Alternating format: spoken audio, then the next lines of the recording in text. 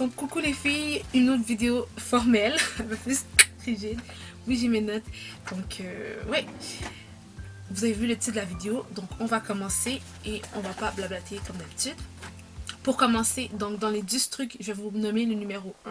Donc pour moi, le numéro 1, dans le fond, pour se sentir bien au quotidien, c'est la tenue vestimentaire. Qu'est-ce que je veux dire par là? C'est que moi, je pense que c'est minimalement important de pouvoir planifier en avance qu'est-ce qu'on va porter, que ce soit uniforme d'école, les trucs pour le gym, blablabla. Bref, moi je suis comme ça parce que ben, j'ai plusieurs activités dans la vie, hein, le travail, école, etc. Et j'ai besoin d'être organisée, donc ça me permet de m'organiser et aussi de rester tendance.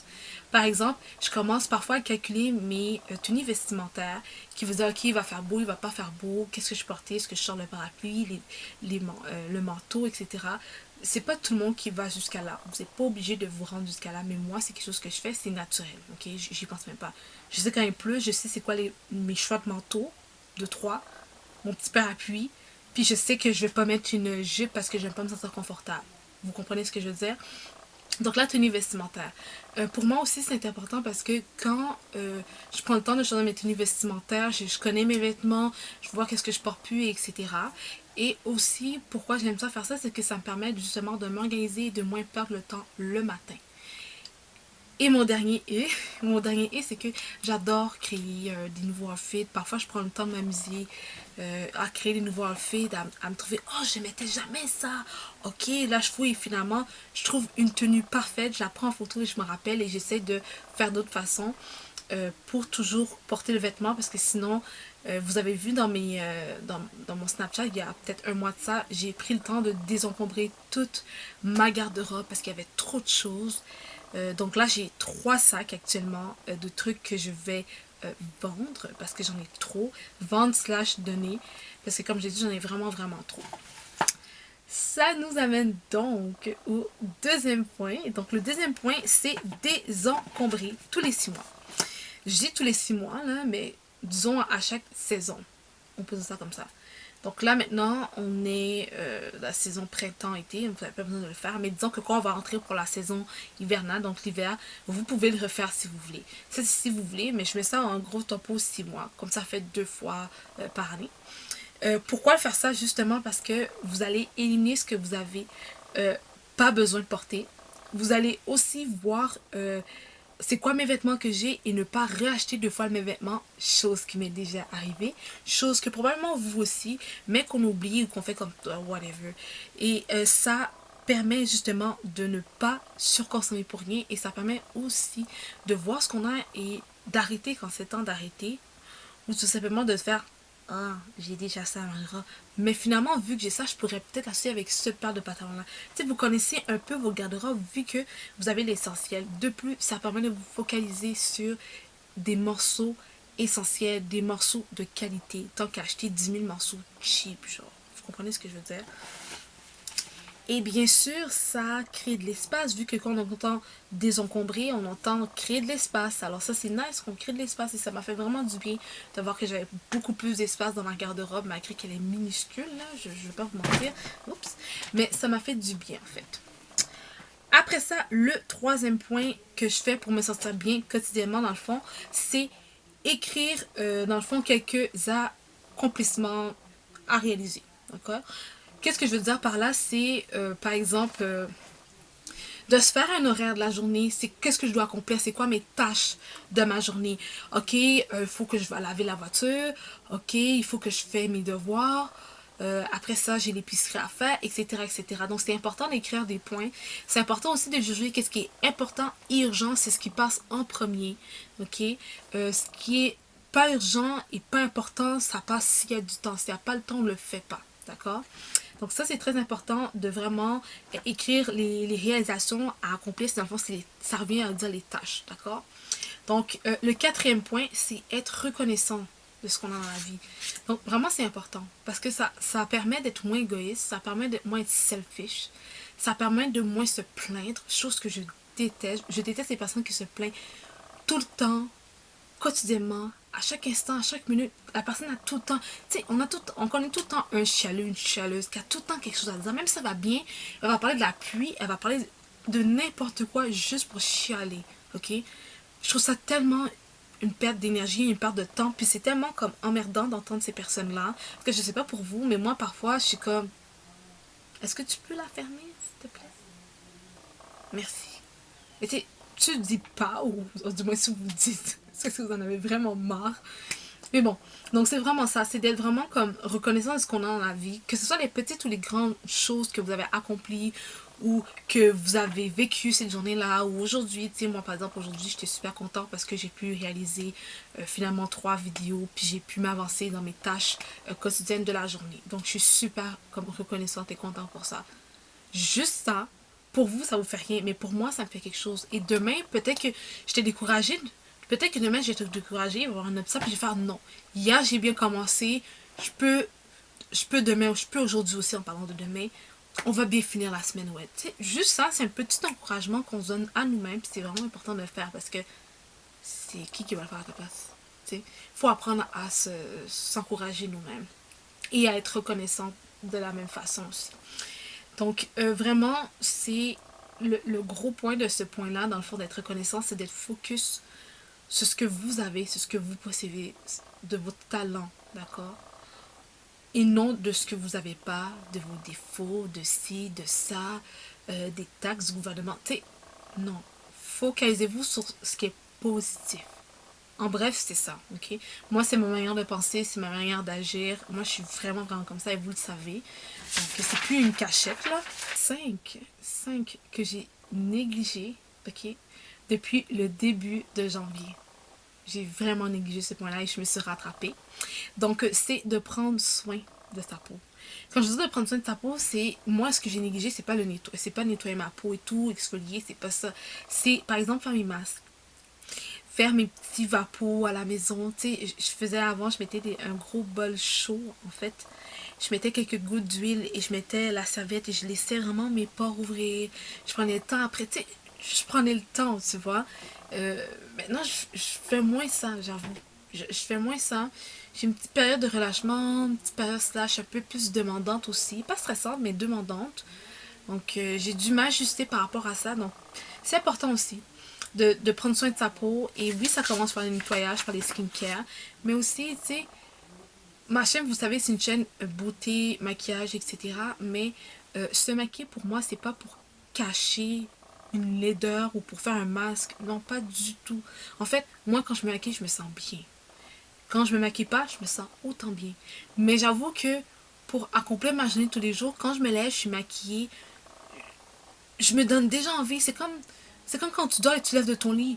Normalement, tu te lèves de ton lit, tu te lèves de ton lit, tu accomplis ta journée. C'est sûr qu'il y en a qui vont retourner se coucher. Mais le but, c'est que quand tu te lèves, tu te lèves pour accomplir quelque chose. C'est la même chose pour moi pour le make-up. C'est juste que j'ai envie de me sentir bien la plupart du temps et le maquillage fait en sorte de me donner un petit plus par rapport à ça. C'est pas lui qui me donne confiance en moi, mais c'est lui qui me donne un petit plus que j'apprécie.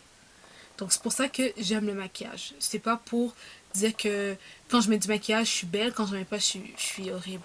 Si vous pensez comme ça, malheureusement, c'est vraiment triste. Il faut juste comprendre que le maquillage, c'est un truc temporaire et que vous êtes tout le temps là avec vous-même et c'est très important de travailler sur votre estime de soi. Mais le maquillage va jamais remplacer la belle personne que vous êtes. Si vous avez un problème de peau, ça c'est vraiment de travailler de l'intérieur. Moi je vous conseille par l'alimentation, aller voir un dermatologue, je vais y arriver à un moment donné, un dermatologue, c'est ça et certain qui va aider, et etc. Mais le maquillage va pas faire en sorte que d'un coup vous allez être belle. Pas du tout. Désolée, mais pas du tout. Ouf, c'est un point quand même un peu... c'est pas tout le monde qui va apprécier ce point-là, mais c'est vrai. C'est de regarder qui vous êtes et d'apprécier ce que vous voyez. Vous comprenez? C'est genre... C'est pas être... comment on appelle ça? C'est pas d'être narcissique. C'est d'être capable de se regarder dans le miroir. Tu sais, moi, par exemple, j'ai mon miroir là, je me regarde. Moi, avant, j'étais pas capable de le faire. Et je vous ai parlé de ma vidéo de je me sens pas belle. Donc, si c'est pas déjà fait, je vais vous mettre juste ici. Vous allez pouvoir voir la vidéo, vous allez comprendre. Et j'étais pas capable. Parce que quand je me maquillais, j'étais cute. Je me trouvais belle. Ça allait, le monde me voyait voir. Mais le soir, quand je me faisais ça, je me sentais pas bien. Alors, quand je me regardais, j'aimais pas ce que je voyais. Et c'est ce qui a fait en sorte que j'ai travaillé sur mon estime et sur l'état, en fait, de l'apparence de ma peau. Donc c'est pour ça que j'ai écrit ce point-là, c'est en lien avec ça, avec mon expérience personnelle. Donc vous pouvez voir les points, c'est quand même des points très personnels pour moi, mais je voulais quand même vous partager. Bien sûr, c'est ça. Donc le 6e point, c'est s'entraîner. Donc s'entraîner. Ok. Ça aussi, je l'avais négligé début janvier. Et j'ai fait comme... Ben, en fait, tout le monde a négligé au début janvier quasiment. Là. Donc j'ai commencé à la maison. J'ai commencé vraiment à le faire à la maison. Ça fait pas trop longtemps que j'ai retourné. Je faisais l'alternance maison-gym. Ça m'aide beaucoup. J'ai remarqué que quand je faisais moins de sport, j'étais plus fatiguée. Je mangeais trop tard. Mon sommeil, la qualité de mon sommeil était dégueulasse. Dégueulasse. Ok? Puis je vous jure que quand j'ai repris le sport, ça a vraiment travaillé. Ça a vraiment, j'ai vraiment travaillé ces points qui étaient négatifs, que maintenant j'ai une bonne qualité de sommeil. Je parle de la qualité du sommeil, pas juste le nombre de temps qu'on dort, je parle de la qualité. Tu peux dormir 8 heures mais avoir mal dormi. C'est pas la même chose que quelqu'un qui a dormi par exemple 7h30 ou 7 heures mais qui a bien dormi. Et moi je parle de ça, je parle de la qualité de choses. En s'entraînant, ça montre vraiment une belle qualité de vie de façon générale pour l'ensemble du corps et tout ce qui l'entoure. Donc c'est pour ça que je vous parle de s'entraîner. Vous pouvez le faire minimalement 10 minutes par jour. Je sais qu'il y a plusieurs qui vont me contredire, mais juste 10 minutes par jour, c'est beaucoup que ne rien faire. Moi, je le vois comme ça. N'oubliez pas, vous pouvez toujours aller sur YouTube, tel qu'aujourd'hui, mais vraiment vous abonner à des personnes qui sont vraiment juste par rapport à des entraînements physiques. Vous pouvez aussi aider des applications telles que Phytonomie. Je mettrai l'application en barre d'infos, mais il y a une application que j'utilisais, je vais la mettre en barre d'infos. Moi aussi, je faisais du yoga les matins. Là, j'en fais un petit peu moins, par exemple. Je varie de ce que je fais les matins. Mais tout ça, en fait, ça augmente l'énergie, on se sent bien dans nos corps et ça favorise le bien-être général. Puis on voit ça vraiment à fur et à mesure de le faire. Et quand on arrête de le faire, on ressent en fait qu'on arrête de le faire. Et à un moment donné, ça devient un manque. C'est genre, ça marche pas. Et ça, c'est très bien parce que dans le fond, tu vas commencer à faire du sport. Ok, j'ai fini par ça. Le septième point, c'est prendre assez de vitamine D, de vitamines tout court, parce qu'on est en manque de vitamines. Notre alimentation est souvent très pauvre, je sais pas pourquoi je parle mal, en vitamines et minéraux. La vitamine D, surtout, moi, quand je suis le matin, puis j'ouvre mon rideau, je suis comme... Sunlight.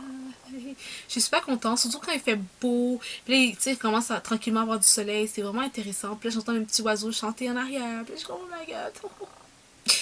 Bref, c'est le fun.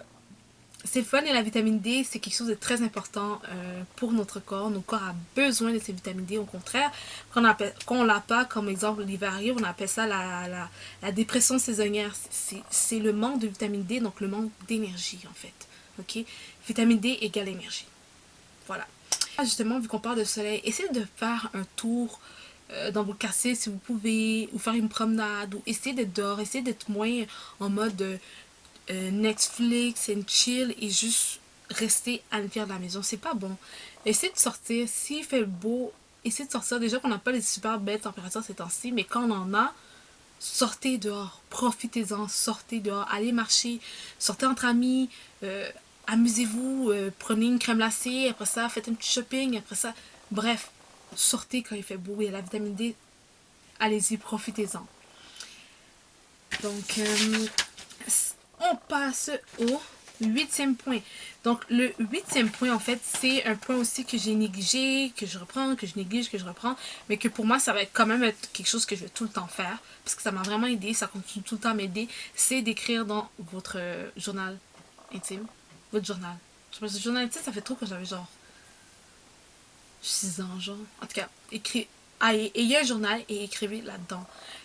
Pourquoi? Parce que parfois on n'a pas envie de parler avec des personnes où on sent qu'on se sent pas comprise, où on a besoin de relâcher certaines choses, où on a l'impression d'être un peu seul, ou tu vois, parfois il y a des choses où on se dit non, je peux pas dire ça à elle, elle va me prendre pour un malade, ou il y a personne autour de nous qui est prête et disponible à nous entendre.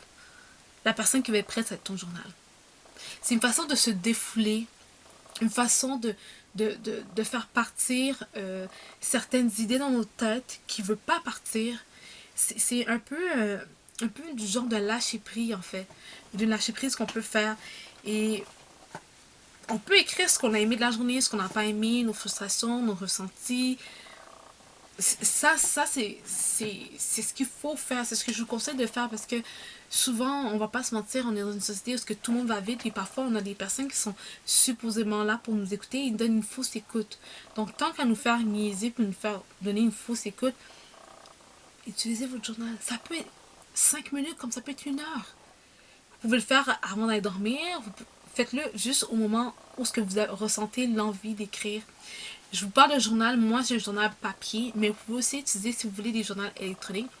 On sait, on est dans... C'est l'époque où ce que tout est informatisé, donc si vous voulez, vous pouvez aussi avoir un dans votre téléphone. J'ai pas d'application pour, mais ça serait quand même une option. Je vous dis ça maintenant pour celles qui auraient peut-être envie de le faire. Parce que parfois ça fait vraiment du bien pour ça. Juste aucunement, on est aucunement conscient que ça demande juste une grande tâche d'accomplir, que ça nous fait... ouais, en tout cas, moi ça m'a vraiment aidé. Le neuvième point, donc numéro 9, je vais y arriver. Je sais pas pourquoi je suis comme... Faut peut-être que je bois un peu. Donc, c'est trouver des inspirations, des motivations. Donc, quand je parle de trouver une motivation ou vraiment une inspiration, c'est par exemple les podcasts. Donc, c'est vraiment quelque chose qu'on utilise de plus en plus. C'est très populaire maintenant. Donc, les podcasts, c'est style un peu genre des livres audio, des trucs comme ça, où parfois on a des coachs qui peuvent parler. Tu sais, bref, c'est tout ce qui est là pour t'inspirer, mais que tu peux écouter dans le bus, tu peux écouter dans la voiture. C'est ça des podcasts, d'accord? De plus, avoir des coachs. Il y a des coachs qui vous offrent des formations sur YouTube. Il y en a qui ont des formations gratuites / payantes. Bref, moi je vous conseillerais d'avoir un coach. S'il y a quelque chose, un domaine dans la sphère de votre vie que vous voulez travailler, je vous conseille à 200% d'avoir un coach. Si vous, c'est l'alimentation, ben, ayez un coach qui va vraiment vous former, qui va vous apprendre l'alimentation. Quand je parle d'un coach, ce ne sera peut-être pas un coach, ce sera peut-être un nutritionniste, là, vous comprenez ce que je veux dire. Mais allez chercher ces connaissances-là, puis soyez entouré des personnes qui vont vous aider, en fait, à atteindre votre objectif que vous voulez atteindre. Surtout si c'est un objectif que vous voulez atteindre pour cette année, c'est très important de bien s'entourer. Donc ça, c'est important. Aussi, la motivation, on peut juste lire des livres. Pinterest a souvent une partie inspiration. IG, vous pouvez add des personnes, vous allez voir dans le fil de l'actualité, moi, c'est ce que je fais. Des belles pensées, des trucs intéressants, des trucs qu'on aime, qui nous inspirent. Tu sais, j'ai envie de mieux manger, je vais pas tout à des restaurants fast food, là, je vais essayer de trouver quelqu'un qui fait des trucs un peu plus healthy, etc., etc. Donc ça, c'est une inspiration. Ça va vous motiver également. Donc c'est des trucs comme ça, super simples, qui va permettre justement d'augmenter vos mindset, de vous concentrer sur ce qui est important pour favoriser vos chances d'atteindre votre objectif. Par la suite, le dernier point, donc le numéro 10, c'est bien manger. J'en parle tout le temps, là. J'en parle tout le temps, mais on va pas se mentir. Moi, là, pour moi, la base, c'est juste d'essayer d'augmenter le plus possible l'apport de fruits et légumes. Moi, je le vois comme ça, ok? Moi, je dis pas que je suis végé, je dis pas que je mange tout parfaitement, que je mange aucun gras, aucun sucre, ni, et vous le savez. Mais je sais quand même, tu sais, quand ça me tente, je vais pas me priver. Vous voyez ce que je veux dire? Si à mon nez, ça me tente de manger une poutine, je vais manger une poutine. Si à mon nez, ça me tente de manger quelques biscuits d'Oreo, je vais manger quelques biscuits d'Oreo. Mais, en grande partie, je vais avoir ma salade, mes fruits, et peut-être un petit sachet, peut-être 2-3 Oreos. Je vais pas vous mentir. Mais, pour moi, c'est beaucoup mieux que ce que je faisais avant. C'est sûr qu'à un moment donné, je vais me sentir plus à l'aise, je veux augmenter vraiment, comment on peut dire ça? Mon engagement, vous comprenez ce que je veux dire, donc je vais peut-être plus être sévère envers moi-même, mais n'oubliez pas, il faut aller pas par pas.